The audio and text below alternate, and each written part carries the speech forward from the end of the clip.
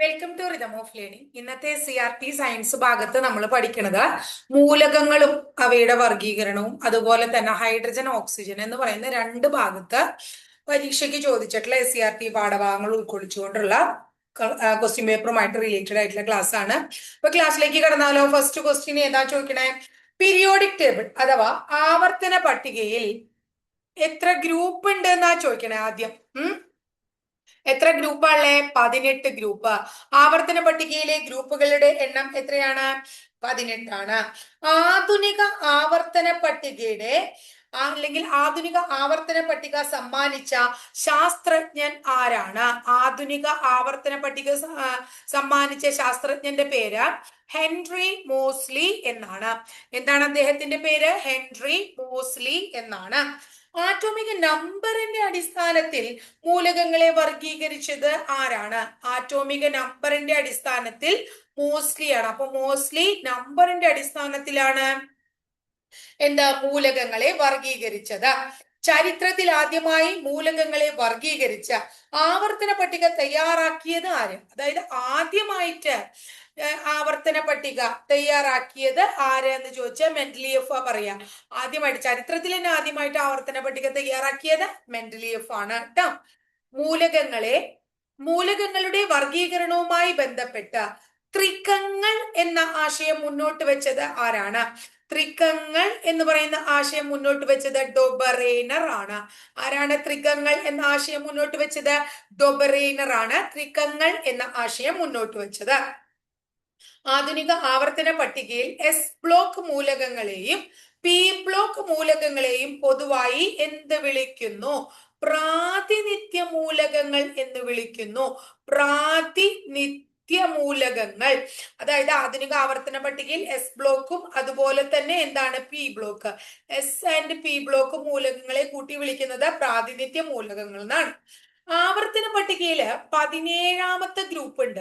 ആ 17ാം ഗ്രൂപ്പ് മൂലകങ്ങൾ ഏത് കുടുംബത്തിലാണ് പെടുക?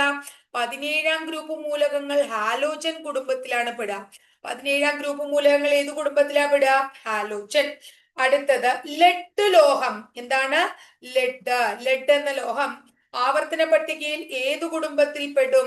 ലെഡ് ലോഹം ആവർത്തന പട്ടികയിൽ കാർബൺ കുടുംബത്തിൽ പെടും. ലെഡ് ലോഹം ആവർത്തന പട്ടികയിൽ കാർബൺ കുടുംബത്തിൽ പെടും. അപ്പൊ ഏതൊക്കെ രീതിയിലെ ചോദ്യങ്ങൾ ചോദിച്ചേക്കണേ അല്ലെ. ഇനി അടുത്തത് പീരിയോഡിക് ടേബിളിലെ 100ാമത്തെ മൂലകം ഏതാണ്? പീരിയോഡിക് ടേബിളിലെ 100ാമത്തെ മൂലകത്തിന്റെ പേര് ഫെർമിയം എന്നാണ്. പീരിയോഡിക് ടേബിളിലെ 100ാമത്തെ മൂലകം ഫെർമിയം ആണ്. ഇനി അടുത്തത് മെന്റലീവിയം. എത്രാമത്തെ മൂലകമാണ്? മെന്റലീവിയം. പീരിയോഡിക് ടേബിളിൽ മെന്റലീവിയം എത്രാമത്തെ മൂലകമാണ്? 101ാമത്തെ മൂലകമാണ് മെന്റലീവിയം. രാസസൂര്യൻ എന്നറിയപ്പെടുന്നത് ഏതാണ്? മാഗ്നീഷ്യത്തെ രാസസൂര്യൻ എന്ന് വിളിക്കുന്നു. രാസസൂര്യൻ എന്നറിയപ്പെടുന്ന മാഗ്നീഷ്യമാണ്. വായുവിൽ ഏറ്റവും കൂടുതൽ അടങ്ങിയിരിക്കുന്ന വാതകം ഏതാണ്? വായുവിൽ ഏറ്റവും കൂടുതൽ അടങ്ങിയിരിക്കുന്ന വാതകം നൈട്രജൻ ആണ്. വായുവിൽ ഏറ്റവും കൂടുതൽ അടങ്ങിയിരിക്കുന്ന വാതകം ഏതാണ്? നൈട്രജൻ ആണ്. ഇനി അടുത്തത് വാഹനങ്ങൾ പുറത്തുവിടുന്ന പുകയിൽ ഏറ്റവും കൂടുതൽ അടങ്ങിയിരിക്കുന്ന ലോഹം ഏതാണ്? വാഹനങ്ങൾ പുറത്തുവിടുന്ന പുകയിൽ ഏറ്റവും കൂടുതൽ അടങ്ങിയിരിക്കുന്നത് ലെഡ് ലോഹമാണ്.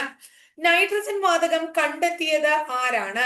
നൈട്രജൻ വാതകം കണ്ടെത്തിയ ആളുടെ പേര് റൂദർഫോർഡ് എന്നാണ്. നൈട്രജൻ വാതകം കണ്ടെത്തിയത് ആരാണ്? റൂദർഫോർഡ് ആണ് നൈട്രജൻ വാതകം കണ്ടെത്തിയത്. റേഡിയം എന്ന മൂലകം കണ്ടെത്തിയത് ആരാണ്? റേഡിയം എന്ന മൂലകം കണ്ടെത്തിയത് മാഡം ക്യൂറി ആണ്. റേഡിയം കണ്ടെത്തി മാഡം ക്യൂറി. ലോഹങ്ങൾ, അലോഹങ്ങൾ എന്നിങ്ങനെ മൂലകങ്ങളെ വർഗീകരിച്ചത് ആരാണ്? ലോഹങ്ങൾ, അലോഹങ്ങൾ എന്നിങ്ങനെ മൂലകങ്ങളെ വർഗീകരിച്ച ആള് ലാവോസിയെ ആണ്. ഏറ്റവും ഭാരം കൂടിയ വാതകം ഏതാണ്? ഏറ്റവും ഭാരം കൂടിയ വാതകം റഡോൺ ആണ്. ഏറ്റവും ഭാരം കൂടിയ വാതകം റഡോൺ ആണ്. ഇനി ഞാൻ എൻ്റെ കയ്യിലെടുത്ത് പിടിച്ചാൽ അത് ഉരുകും. ഏതു മൂലകം കണ്ടുപിടിക്കുന്നതിന് മുമ്പ് മെൻഡലിയഫ് അതിന്റെ ഗുണങ്ങളെ കുറിച്ച് പറഞ്ഞ പ്രസിദ്ധ വാക്യമാണ് ഇത്. ഏതിനെ കുറിച്ചാണ്? ഗാലിയം. അപ്പൊ കയ്യിന്റെ വെള്ളയിൽ ഇരുന്നാൽ പോലും ഉരുകുന്നത് ഏത് മൂലകമാണ്? ഗാലിയമാണ്. കണ്ടുപിടിച്ചത് ആരാണ്? മെൻഡലിയഫ് ആണ്. പ്രകൃതിയിൽ ഏറ്റവും ദുർലഭമായി കാണപ്പെടുന്ന ഹാലോജൻ ഏതാണ്? പ്രകൃതിയിൽ ഏറ്റവും ദുർലഭമായി കാണപ്പെടുന്ന ഹാലോജൻ അസ്റ്റാറ്റിൻ ആണ്. പ്രകൃതിയിൽ ഏറ്റവും ദുർലഭമായി കാണപ്പെടുന്ന ഹാലോജൻ അസ്റ്റാറ്റിൻ ആണ്. അന്തരീക്ഷ വായുവിലെ പ്രധാനപ്പെട്ട ഘടകം ഏതാണ്? നേരത്തെ പറഞ്ഞു അന്തരീക്ഷ വായുവിലെ പ്രധാനപ്പെട്ടത് ഏതാണ്? നൈട്രജൻ ആണ്. വായുവിൽ ഏറ്റവും അധികമുള്ള മൂലകം നമ്മൾ നേരത്തെ പറഞ്ഞതാണ് നൈട്രജൻ ആണ്. ദ്രവരൂപത്തിലുള്ള ലോഹം ഏതാണ്? ദ്രവരൂപത്തിലുള്ള ലോഹം മെർക്കുറി അഥവാ രസമാണ്. ദ്രവരൂപത്തിലുള്ള ലോഹം മെർക്കുറി അഥവാ രസമാണ്. വെള്ളത്തിലിട്ടാൽ കത്തുന്ന ലോഹം ഏതാണ്? വെള്ളത്തിലിട്ടാൽ കത്തുന്നത് ഏതാണ്? സോഡിയം എന്ന ലോഹമാണ്. മനുഷ്യൻ കണ്ടുപിടിച്ച ആദ്യത്തെ ലോഹം ഏത്?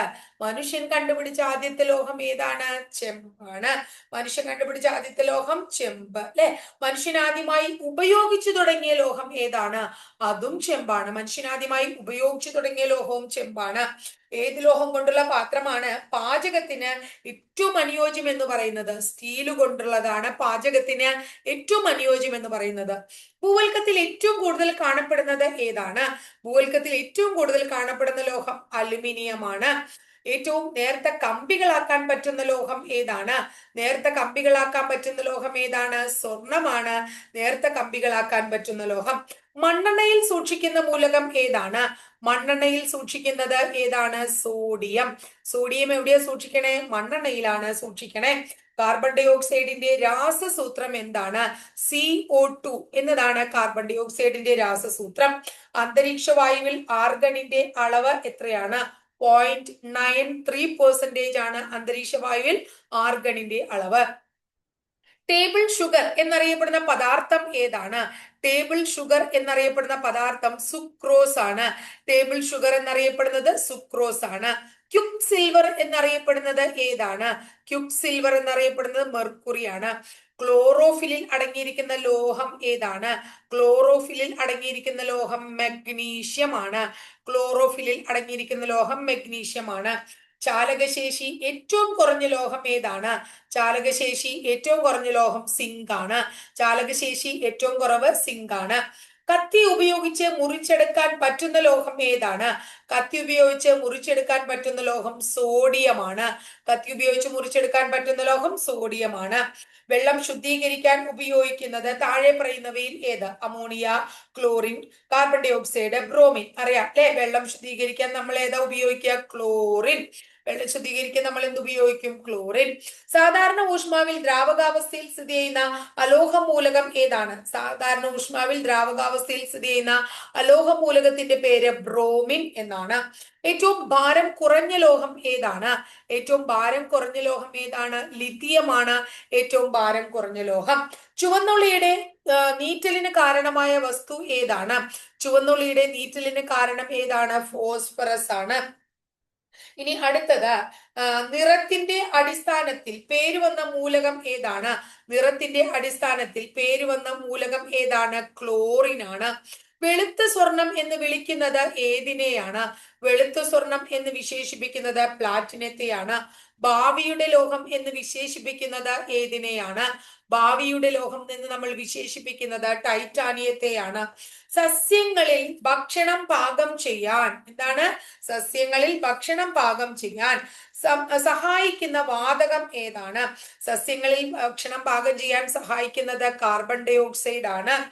കാലിയം എന്നത് ഏത് മൂലകത്തിന്റെ ലാറ്റിൻ നാമമാണ്? കാലിയം എന്നത് പൊട്ടാസ്യത്തിന്റെ ലാറ്റിൻ നാമമാണ്. ഇത്തരം കാര്യങ്ങളൊക്കെ നമ്മൾ അന്ന് SCERT പാഠഭാഗം പഠിച്ചിട്ടുണ്ടായിരുന്നതും കൂടിയാണ് അല്ലെ വായിച്ചപ്പോ. ഏറ്റവും ഭാരം കുറഞ്ഞ തന്മാത്രയുള്ള പദാർത്ഥം ഏതാണ്? ഏറ്റവും ഭാരം കുറഞ്ഞ തന്മാത്രയുള്ള പദാർത്ഥം ഹൈഡ്രജൻ.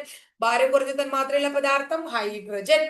ലോഹങ്ങൾ ആസിഡുമായി പ്രവർത്തിക്കുമ്പോൾ ഉണ്ടാകുന്നത് ഏതാണ്? ഹൈഡ്രജൻ. ലോഹങ്ങൾ ആസിഡുമായി പ്രവർത്തിക്കുമ്പോൾ ഉണ്ടാകുന്നത് ഏതാണ്?